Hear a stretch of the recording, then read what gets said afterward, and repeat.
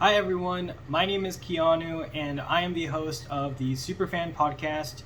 Today I will be recapping episode 2 of the Amazing Race season 34. Before I start, I want to give a big shout out to Logan. You are my first subscriber, and yes, I've been following your blog for at least 6 years. I remember it might have even been like 10 years ago. I don't know how long you've had your blog, but it's been a long time, and I do get a kick out of reading your long blog posts, and it's very funny. And I thought I was the only one who geeked out about this, but I think you take the cake with being the TAR historian, or however you pronounce it. But anyways, thanks for subscribing, man. I super appreciate it. Wouldn't have a different first subscriber than you, so. Okay, going on to the episode. Initial thoughts, I thought this was a very solid episode. I enjoyed it as much or even more than the first episode, probably because it was 90 minutes long. Off the bat, I liked how the challenges were more challenging than the first episode. So it wasn't like it just took teams like 5 to 10 minutes just to do the challenge. They were supposed to actually be challenging, and in this case it was. I also like the fact that the challenges highlight the culture or region that they're in. So in Munich, they did the whole Oktoberfest theme, and then now in Austria, we got the yodeling, the traditional dances, and these bells. And so, unlike Amazing Race Canada, where they do these random challenges at like an arcade or get ingredients for a Subway order, the challenges in the Amazing Race US, they actually highlight wherever they're at. And I know that's hard to do in Canada because it's like they visit the same places over and over again. But overall, I like how the Amazing Race isn't just cheapening out on what they're doing. Now, sometimes they do. So, like, for example, on Amazing Race 25, I remember, I think it was a fast forward where they were in Singapore and they just had to ride this artificial wave. So nothing specific or idiosyncratic to the country of Singapore. And so those challenges always feel a little bit off to me. But anyways, moving on. So this episode, it was a normal format. We did not have the scramble. So I like that not every episode, it seems, is going to be a scramble. It's a mixture of both. So I feel like that will put the racers more on their toes. And yeah, it's exciting to see. I also like in this episode that there are a change of placements throughout. That means it was not predictable, and it makes it more exciting TV. And that's just a sign of good challenges in leg design. If you're able to mix up the placements, it's just more engaging as a viewer, because it's not like, oh, okay, they got there first, they're gonna leave first, and then they get first. I mean, it was kind of the case for Marcus and Michael, but for the most part, there was at least some change of position here. I mean, even Marcus and Michael beat Derek and Claire, who got there first. So there you go. And then I like these. I think they're far and few between where there's a self-drive into a new country. I like that because it just seems cool, right? It's not like they're just driving around in the city like the first episode.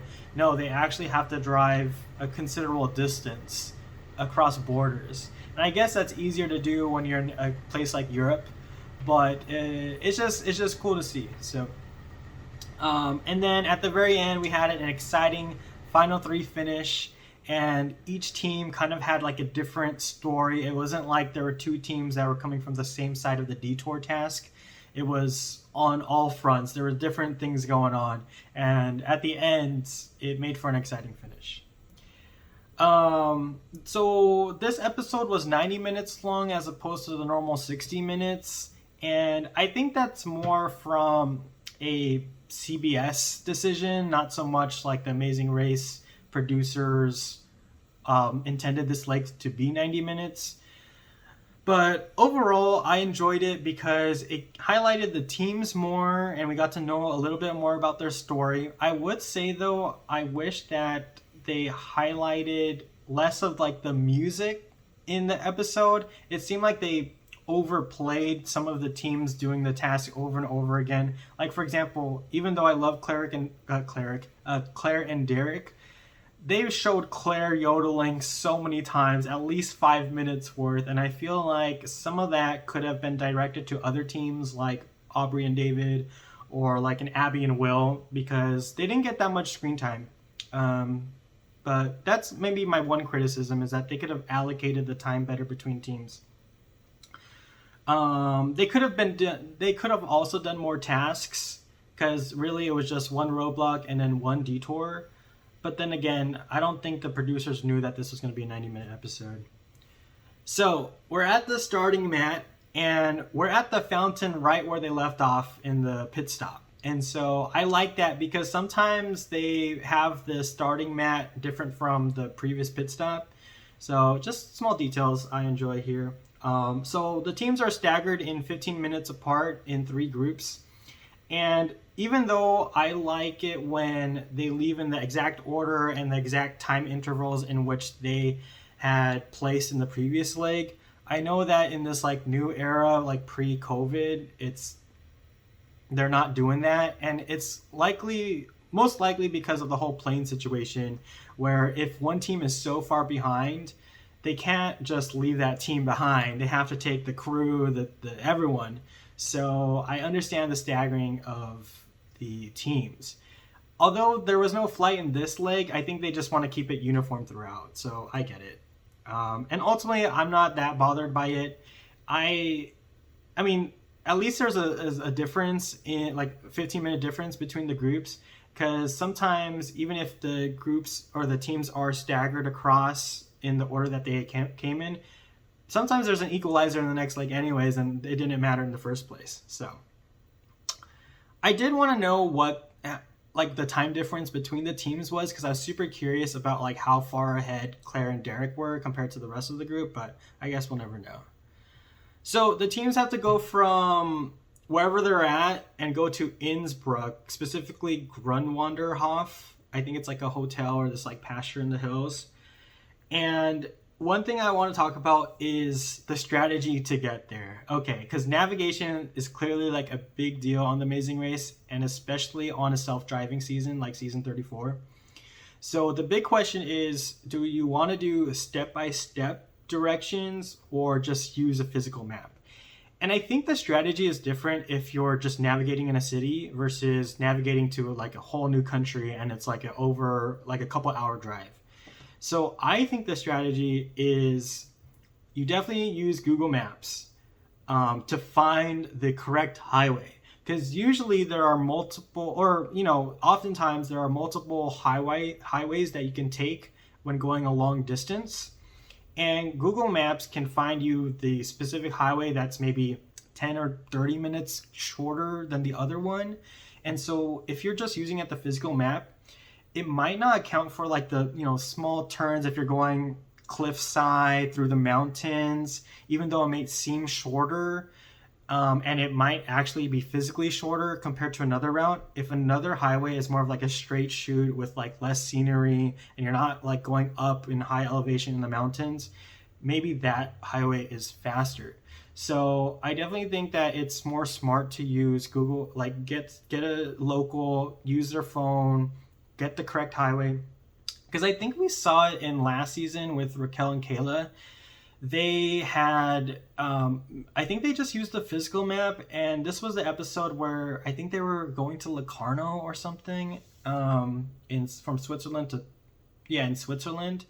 But they thought they were going the fastest route. They thought they were in first, but they were actually in the slower scenic highway than the one that was more of like a straight shoot. So it's worth noting. It didn't seem like it mattered that much on this episode, but I feel like that's just good practice. Yeah, so once you get the highway, and I think at that point you don't need step-by-step instructions. As long as you know on the correct highway and then can navigate with the physical map from there, I think you're good. And I think the team that did that was Glenda and Lumumba. I think they got the highway, but then Claire and Derek, They got the highway, but then they didn't need like the step-in-step instructions. Okay, moving on. So a big question is, a big conundrum that comes up on the race is, okay, do we follow the teams or do we just, trust ourselves? And generally, I feel like it's more advantageous in the long run to trust yourself. If you're already good at navigation, then, problem solved. And I like how Linton and Shriek put it. If we follow them, then we're behind them. I think that's what Shriek had said. And that's totally true. If you're following someone, you're not leading. And in order to win, you got to lead. I know in some cases it's important to follow, and I guess for Tim and Rex, it was good for them to follow Marcus and Michael, but in the long run, it's because they weren't good at navigation, that was their biggest Achilles heel and led to their elimination, spoiler alert. And then Abby and Will follow Lewis and Michelle. They were going north when they were supposed to go south to go to Innsbruck, and it didn't seem like it was a costly mistake, but it goes to show you that following other teams doesn't always work out. Okay, yeah, one thing I noted, maybe this is just for this season of The Amazing Race, but there's always a physical map in the car. I think it's just provided to them. Whereas in other seasons, I feel like they have to go to the gas station to buy it. So I guess the assumption for now is just assume your physical map is in the car. Don't waste your time like writing step-by-step instructions if you have the map in the car. And then I have to talk about the Quentin and Maddie fiasco with staying in the same country, thinking Grunwalderhof was still in Munich. So I rewatched this. So the clue reads, quote unquote, drive to Innsbruck, Austria. You're driving to Austria, y'all. Quote unquote, head into the Alps to Grunwalderhof. I don't think Grunwalder, if it says the Alps, it's not going to be in the city of Munich, Germany. So this is a classic case as they didn't read their clue. I think they were just like, go, go, go. And, honestly, this can happen to everyone, so I don't really blame them per se. But it's kind of unfortunate that this happened. It was honestly super funny to get that scene where they realized when talking to the local. The local was like, what did they say? She was like, this is not in Germany. And then just the pure shock and realization Quinn and Maddie had was so funny. They go to the side of the sidewalk. Quentin is like this. Maddie just like squats down in embarrassment. And then the local has like a smile on her face like, oh, oops. So yeah, I looked into this more. So if you search Grunwalderhof and you're in Munich, Germany, so sometimes when you search something, but like you're searching it while you're still in the area because the satellite knows that you're in the city of Munich. If you're in the city of Munich, it tries to find relevant results or similarly spelled results. So if you put Grunwalderhof and you're in Munich, Germany, there is a street called Grunwalderstraße. And I think Straße means street in German. There's also a Grunwalder station. So I can see how when they asked that first local that they would map there. And so that's unfortunate. But alas, they still should have known from the clue itself. So, yeah. So from the start mat to Grunwalderhof in Innsbruck, it is a 2-hour, 5-minute drive. I put in Google Maps. It said something kilometers, but it's 108 miles, y'all. So this is no small distance. One other thing I wanted to highlight is that Lewis and Michelle and Abby and Will get lost somehow. But this was weird editing because at this point we already see like Derek and Claire, military bros, and Rex and Tim at the roadblock, and then when we get this lost scene with Abby and Will and Lewis and Michelle, it said, oh shoot, we still have 2 hours driving. But then it's like we're the other teams really, like, were Derek and Claire like were at the roadblock for over 2 hours? And even if that's the case, I feel like where those teams got lost was like way earlier on. So the editing was just kind of weird, and maybe it's not noticeable if you're not rewatching the episode or doing a analytical recap like me, but I feel like it could have been edited a little bit better. I'm just being really strict here. Okay, so while we're still driving to the roadblock, we get to know the teams a bit more. I'm not gonna really delve into that a bunch, but I did appreciate what Aubry and David said. So I also grew up in LA, and it seems like they did too. And they're like, oh, we're not in LA anymore. You know, when they're surrounded by these snow-capped mountains, greenery, alpine terrain.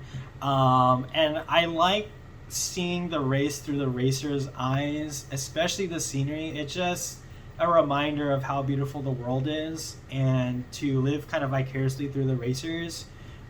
It's cool. So we're finally at the yodel task.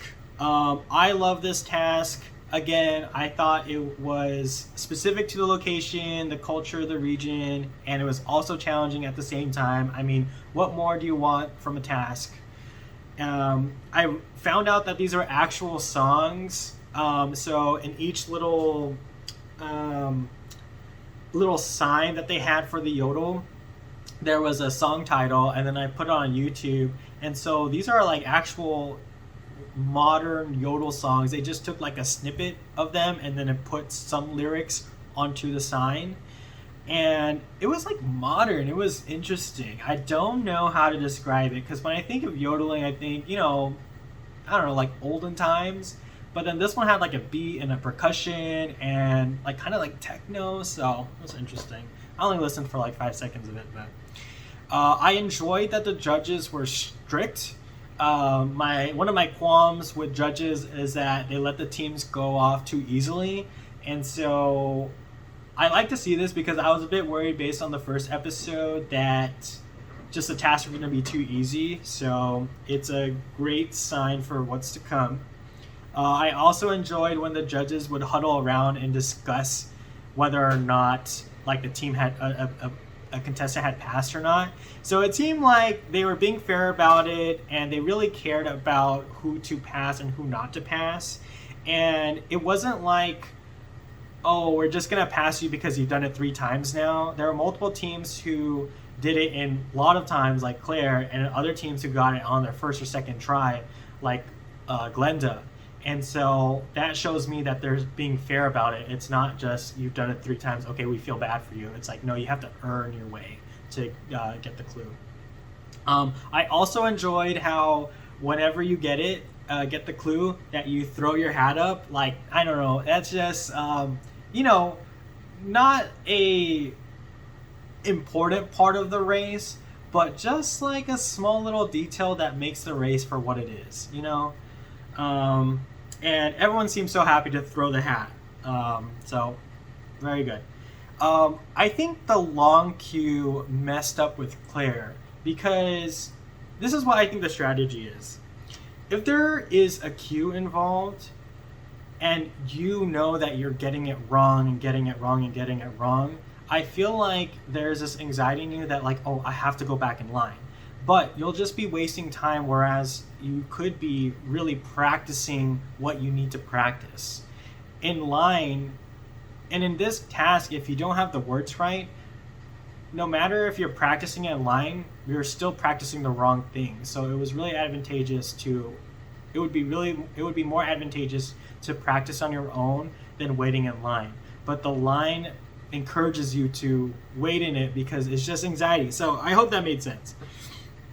And then what I also realized with this task, because I'm trying to figure out, like, okay, like how do you do this task, right? Even if you're tone deaf. I don't think the problem is if you're tone deaf or you're not a good singer. I think what's really the important thing to get with this task is you need to have the pronunciation down. Doesn't matter if you hit the right note, it's if you hit it on the right beat and you actually have the words right. And in watching Claire do it, she always said one of the words wrong. Whereas if you see, I don't know if it was Emily or Molly, but they weren't being that emotive with it. They weren't giving it much energy, but they got the words right.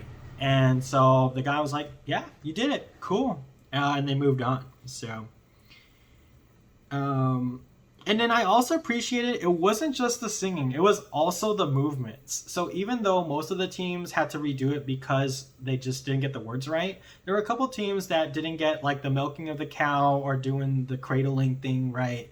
And so this reminds me, it's a multitasking, a dual tasking task, where it's like, okay, you have to pat your head and then rub your stomach in a circle at the same time.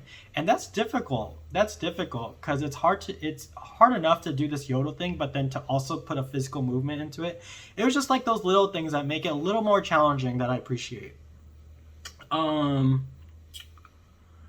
Yeah. I do want to highlight Claire and Derek here because they got there first and they left in second to last in 10th. I don't think we see that often, and all the time I have the utmost faith in Derek and Claire, and while this was happening I was shocked because I thought that this would be something that Claire, I don't know, I just have so much faith in them. I thought that they would do well, but clearly they didn't. So that's really cool to see for the race. Unfortunate for Derek and Claire, but it just goes to show what a good challenge this is because it highlights the things that some racers are good at, and also highlights the things that some racers are bad at. And it's not like the challenge is like everyone gets there and then leaves in the same placement, you know. I thought it was cool to see how each team would pass by and then Claire would be eyeing them and, you know, just smile but then snark at the camera because then it really made you feel what she was feeling in the moment, just like actual despair, you know. So and it was also cool to see Maddie and Quentin pass Derek and Claire kind of at the same time, because at this point I'm like, okay, Quentin and Maddie are like completely out of it, still in Munich. They're so far behind, multiple hours, like the rest of the leg won't matter. But the fact that they showed like Derek waving as they passed was like, oh, okay, like they're actually could be in this. So, okay, moving on. So the teams now have to go from the yodeling task to the city center of Innsbruck, specifically at marked plots. And they have to go to this parking garage. So another example of why navigation is so important, because Derek and Claire go from 10th to 7th place, just like that. Second to last place to 7th place. I wrote down which teams got there and then like in what order teams left Yodel and in what order teams arrived at market plots. But the most important ones are Derek and Claire going from 10th to 7th. Also, Rex and Tim going from 6th to 9th. That's also important. So one team went like this and the other team went like this. It doesn't seem that it would be too hard to find the parking garage, in my opinion. When I mapped it, I think, I don't have it up right here, but I think it was just like a 16 to 20 minute drive. So I don't know why it held up teams so much, but anyhow. So at the detour, they can either choose the dancing task or the bell task. Partners swinging or bells ringing. I personally would have picked bells ringing because I ain't about to do any dances. And I have played an instrument before, so not the bells specifically, but like Michael, I also played the saxophone. It didn't look like it helped him in the moment, but I wonder how good at the saxophone he was, because I'm pretty decent. So anyways, not to toot my own horn. So let's talk about the bells first, since Marcus and Michael finished it in first. So another reason why this is a great task, we get stratified placements.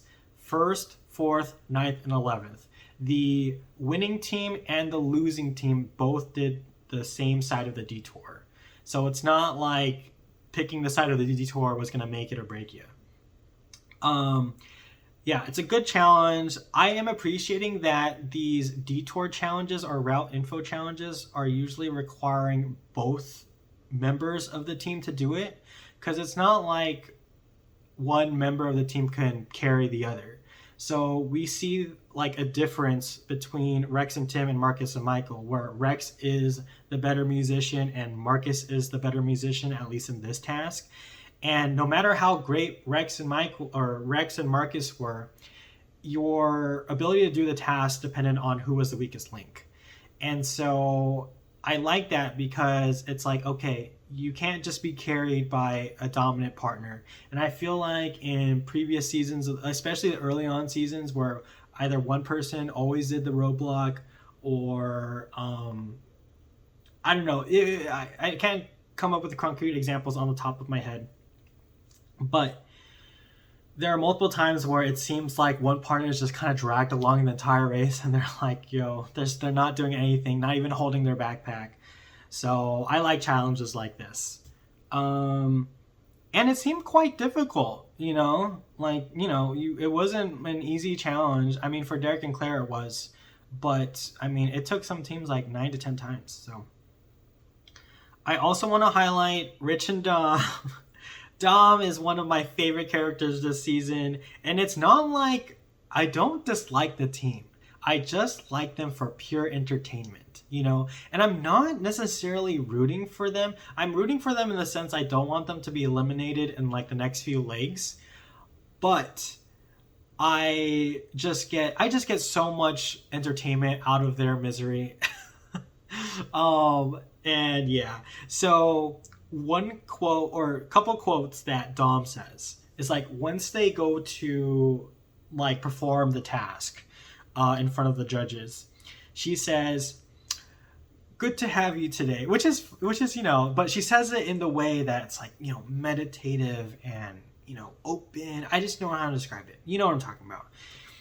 And then when they get the challenge wrong, I think on their first take, before they start their second take, Dom is like, wait, hold on. Let me say it first. I thank the universe for all that is good. Rich and Dom. Okay, now resume. And it's just like, I am not that type of person that will like get zen right before the thing. I just do it. And that's not the right or wrong way to do it. I just really appreciate, I just appreciate the characters that are Dom and Rich. And I think they hit casting gold, I mean, at first glance, I felt like they were going to be, I don't know, like gimmicky or anything like that. But the intensity that Dom has, it's just so wildly entertaining to me. And they're so intense, and yet they're not that good at the race. I mean, they're good at the race in the sense they haven't gotten eliminated yet. I digress. So, moving on. Rex and Tim, bless their hearts. That lady instructor, there was one shot where she was horrified. She even took like a deep breath and was like, okay, they're gonna get through this. And I even can sense, like, it's just funny when you can look at the facial expressions on the judge's face or the instructors, and they're like internally face palming. I got that the entire time. So, okay, the other side of the detour was the dancing challenge, and honestly, the music was a bop. I actually felt like I wanted to rewind. The first like 4 to 8 measures of them just gliding from one side of the floor to the other in syncopation and like stomping the floor right on the beat. I was like, yeah, this is hard hitting. I wanted to bop my head to it. It's a bop. And I want to say, when Lewis did this, he's another racer, just full of adrenaline, full of intensity. I felt like the vibrations when he hit the floor. I felt like there was going to be a small magnitude earthquake here. And he's just so intense. And another thing that I caught was when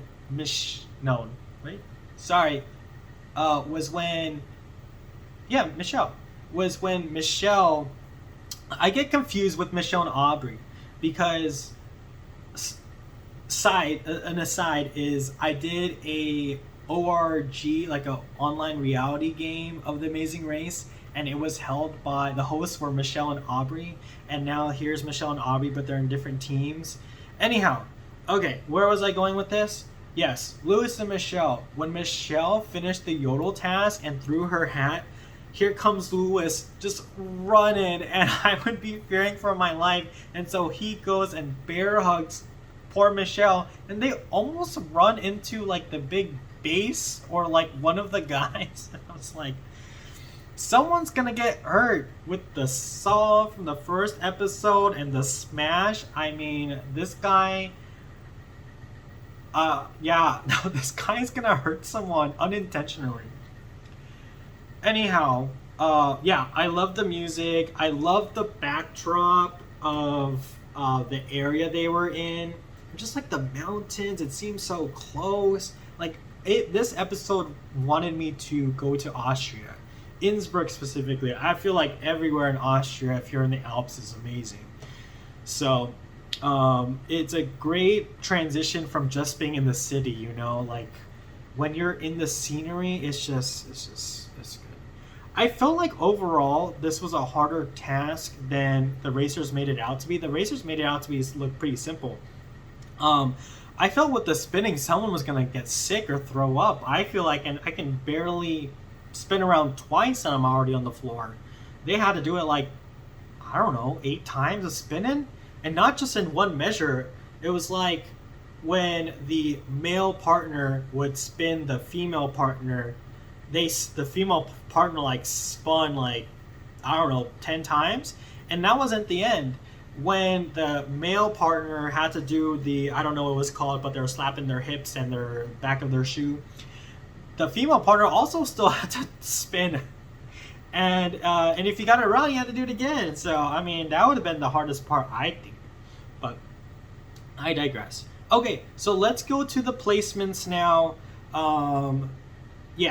So Marcus and Michael, they are team number 1, and finally Phil says team number 1, not you are the first team to arrive. So I don't know if he's been more lax with saying the correct phrase or not, but I'm glad that he actually said you are team number instead of you are the thing to arrive. They went a trip to Lima, Peru, and I might have missed it. So even though I love The Amazing Race, I don't think I have spent this much time analyzing each episode. And even last season's a little bit hazy to me, but it's Expedia now, not Travelocity. Has this been a thing for multiple seasons and I just haven't realized it? I have no idea. But it's Expedia, and it's not just they're booking with Expedia, it's with Expedia points. And I don't think that's happened before. I can't imagine that they can use these points for something else, because Phil describes that they're going to go on this trek to Machu Picchu and take a cooking class. So I think this is just to highlight that you can get points through Expedia. So, but I don't think that's important. Their navigation skills, I was a little bit worried because in leg 1, but I feel like where they messed up, and they admitted themselves, was they probably just were go. They didn't even like circle where they had to go first before they drove. It just felt like everything they did in the first leg was a little bit too hasty. So I feel like their navigation skills are fine. And that's what I clocked during the CAS assessment, because they're in the military and then one of them is a fighter pilot. So it's like you have to be able to read a compass and, navigate yourself. So I think they learned their lesson from the first leg, and we'll see if that carries on. I still think that their banter and their bickering is their Achilles heel. And even though it didn't catch them on this leg of the race, I feel like this is just going to be a continuous storyline for them. I don't think they're going to resolve their bickering at all. I just think that's how they are and that's how they operate. And that's not necessarily going to make them lose the race, I guess. But that's just how they are. They're the brothers. So, and then ironically, even though they have been brothers for 30 years, because Michael, I think, is 30 years old, I don't know if they know each other that well. And it's like, do Emily and Molly know each other more than Marcus and Michael? I mean, that would be really ironic, right? But like the whole Michael didn't know Marcus played the clarinet thing. I mean, 8 years, yeah. I mean, my sister and I, we also have a sort of similar age gap, but I know that she also played saxophone. So I don't know where the disconnect is there. Anyhow, team number 2 is Glenda and Lumumba. Oh my gosh, I freaking love them. I got good vibes from them during the first episode, and I still get good vibes from them this episode, and they cracked me up even more. Some of my favorite moments from them. So when Glenda killed the challenge, she like really killed the challenge, by the way. Like, she could sing, put some vibrato in there. She was the MVP of the Yodel challenge, and she did it on her first try. So, I mean, challenge beast. But once she killed it, and there was a scene of them in the car without the camera crew, and they were just like saying, what were they saying? We ain't playing, and they just said it like 5 times, and they were just like hyping each other up, hyping themselves as a team. And that's right, they're not playing, y'all. They got second twice. So, I mean, in my eyes, they are the most consistent team, along with Sharik and Linton. And yeah, they're killing it. They are so killing it. Another one of my favorite moments was when they were practicing the dance. Lumumba in the confessional was saying like, Glenda just had to stick out her like finger, and then he was like, "Ooh, let me get that finger, girl," and then like twin. It's just like the way they say it too. It's just so fun. I love them. And then interesting, I didn't realize that they've only been together for 2.5 years. That's not that far from Emily and Molly, who knew each other for just a year, you know? Like, in the grand scheme of things, that's relatively short as well. And I also enjoyed that Lumumba wasn't being a pushover when they were getting directions from Munich to Innsbruck, because I believe Glenda wanted to get turn-by-turn instructions, whereas Lumumba was like, no, that's not how I operate. So it wasn't like he was letting Glenda just take the lead. Like, he also stepped up to the plate. So that's a good team dynamic. You're not being passive. Like, you're both being assertive, but still getting along. They just have great chemistry. Great chemistry. Third place, Linton and Shriek, just right behind Glenda and Lumumba. They're killing it too. Honestly, I don't think they have made any mistakes yet. At least in the episode. I'm sure they have made mistakes, like, you know, navigation and things like that. But it has yet to be highlighted on the show. And then my camera is kind of going crooked here. Yeah, so I love father and daughter teams, and they're killing it. They kind of remind me of Gary and Mallory just because of how efficient and great at challenges they're doing. You know, the common fear with like a parent-child team is that the parent isn't going to be good at the challenges, and then specifically with like the dad trope, even though this is like very generalized and stereotypical. But it's easy to stereotype like the dad trope as someone that's not good at dancing, not good with music, has no rhythm, has no beat. But here we have Linton just demolishing, evaporating that stereotype, because I see no issues. And it's a good episode for them. We get more of their insight into their story, and then we have a vulnerable Linton just kind of crying unprovoked while they're just having their confessional. And it seems super genuine too. Like, he just became overwhelmed with emotion, probably just taking the sheer fact that he's on this race with his daughter, and talking about how he wanted to be the father that he didn't have growing up. Like, I mean, this is why I like when Amazing Race highlights and brings on people from different walks of life and different relationships, because we get to highlight these people that are just super random on the street, but have a lot of story to tell. And look at them for exceeding everyone's expectations that I think most people had. So, okay. And then closely behind, Derek and Claire. So it's not like they got, fourth place, impressive. But, they were just behind, like Linton and Street, Glenda Lumumba, who finished that yodel task way far. So I'm really curious how long this dancing challenge took, because it seemed like Derek and Claire got this like music challenge like with like less than 10 minutes. I have to believe. So great reminder that navigation is key. As long as they're good at navigation, they're going to go far in this race.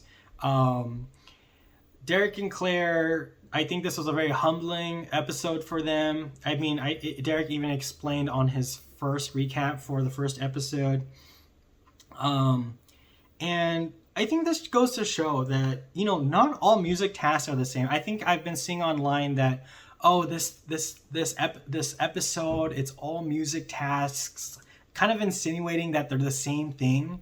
But look at Claire. She took like X amount of tries at the yodel, but then one try at the bells.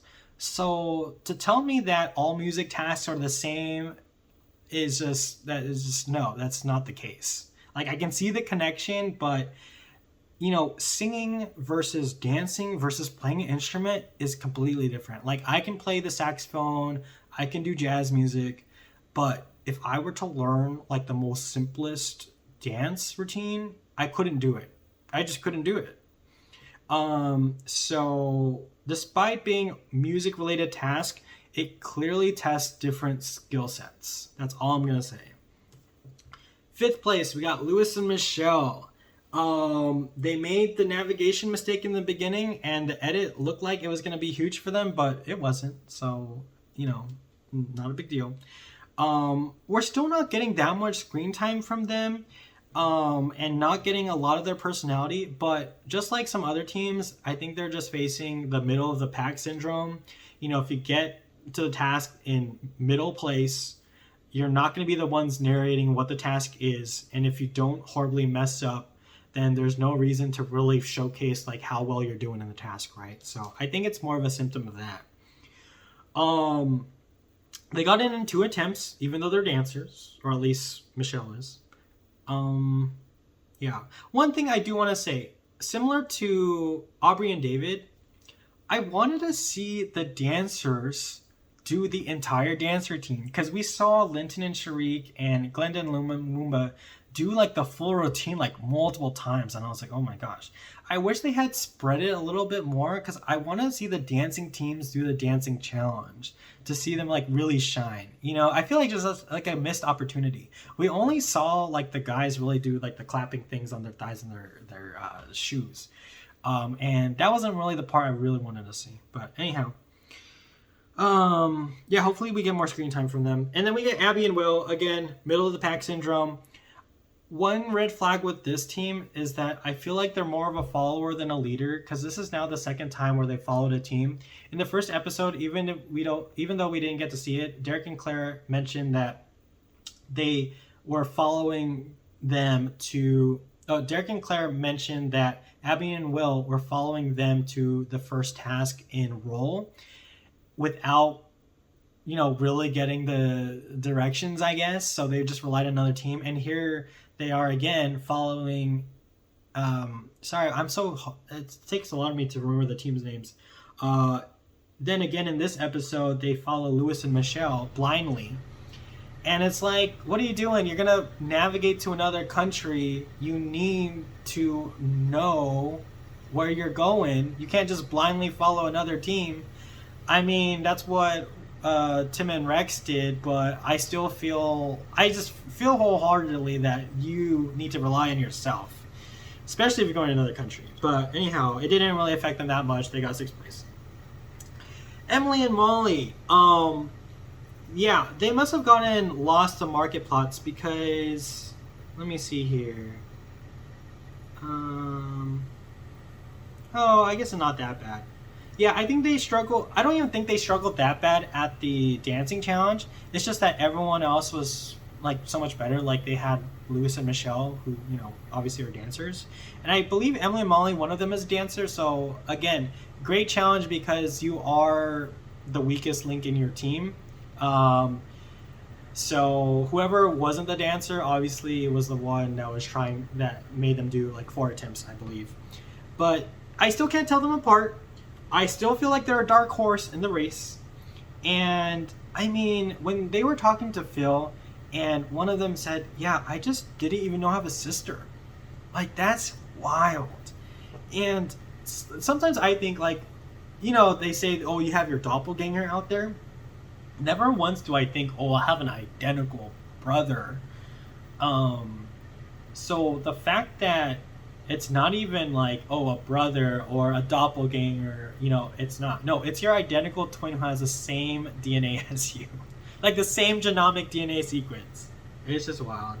And then we get like, you know, a teary moment with them after the episode or after they finish the race. And I hope that doesn't mean that leads to doom on their race in the next episode. I really don't, because I want to see more of their dynamic. Okay, in 8th place we have Aubry and David.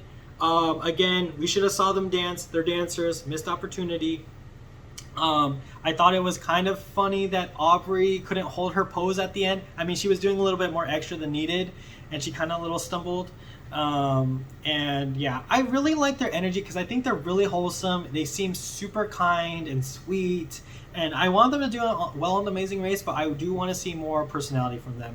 And like I said in my cast assessment, I feel like they are getting the Ishwa and Aparna edit where they weren't really like in the episodes, so hopefully it picks up for them. But right now the impression I get is they're just really bad at navigation. So they need to step that up. And then the big thing for this episode, this 3-way finish.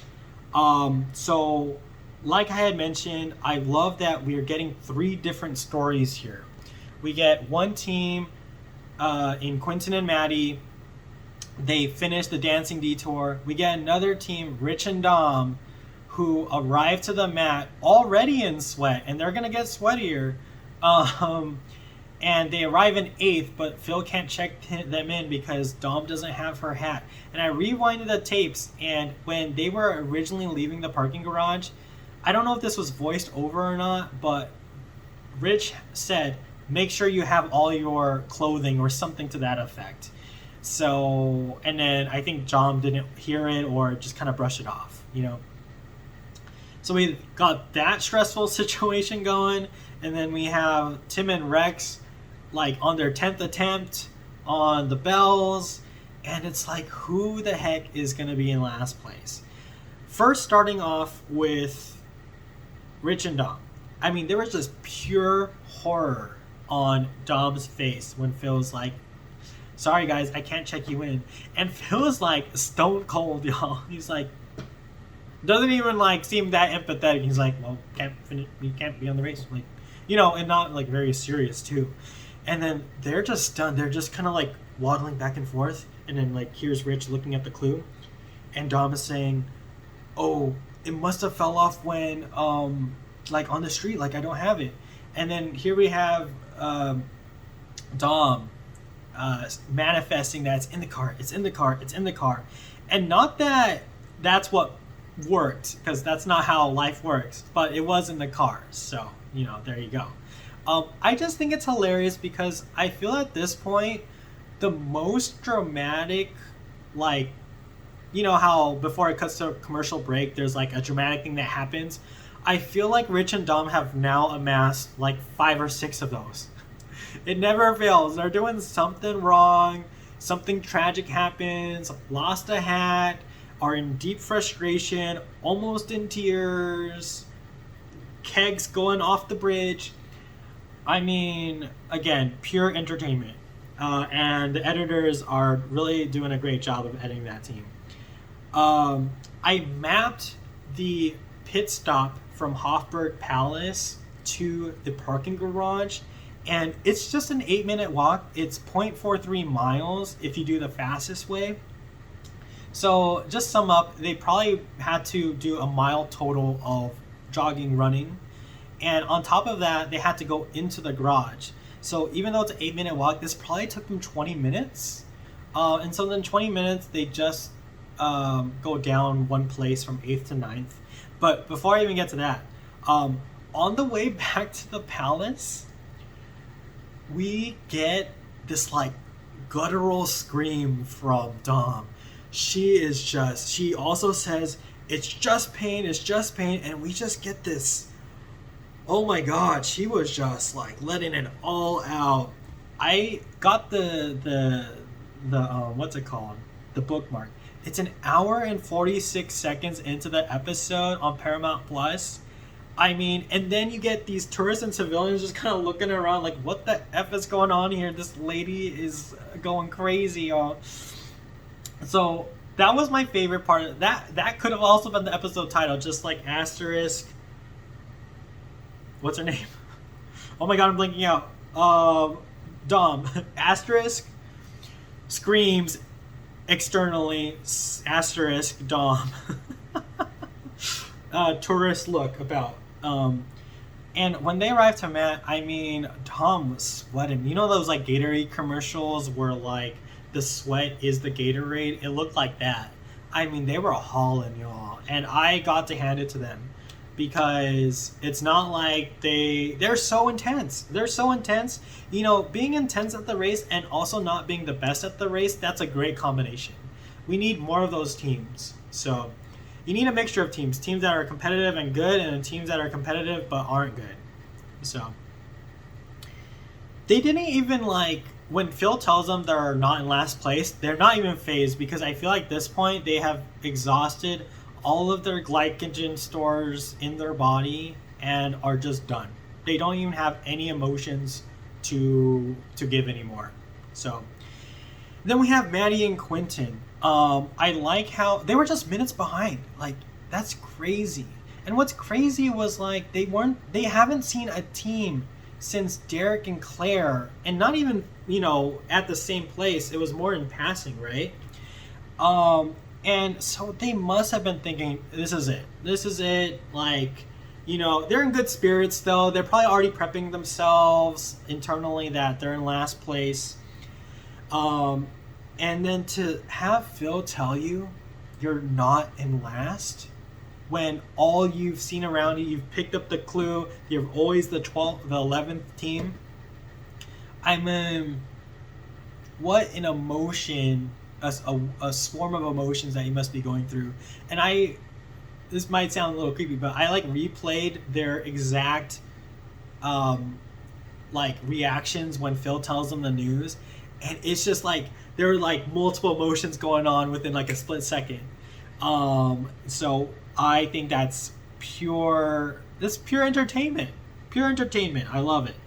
I mean, what a comeback from thinking that you still had to be in Munich, you know, in the wrong country, and then their comeback. I mean, it seemed like they were only there for 10 to 15 minutes at the Yodel Challenge, allegedly, and one of the only teams to finish the dance challenge in one go, I believe.